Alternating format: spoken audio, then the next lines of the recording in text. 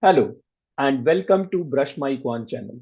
If you want to increase your knowledge of maths and wish to receive regular updates from us, then consider subscribing to the channel by clicking on the subscribe icon to the right bottom of the screen. So let's get started with today's topic of a problem on word problems. The source of this problem is GRE.MyPrepClub, and we have taken the problem from their mini test 3. So let's try and solve the problem together. So during a regular season, product X is sold at a discount of 10%. That means if the price of the product is X, the product is actually sold at a 90% price, right? So this will become 0.9 multiplied by X.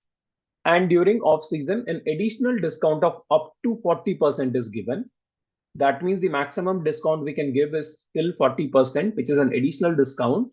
So this can go down even further, and this can become 0.90 multiplied by 0.60, right, which is 100 minus 40%. So if the market price of the product X is $2,000, what is the least amount one needs to pay to buy the product X during the off season?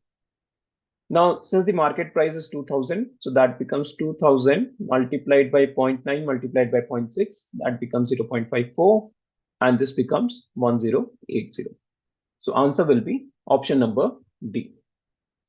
Hope you're able to understand how to solve this problem, and we look forward to sharing more videos with you next week. Thank you.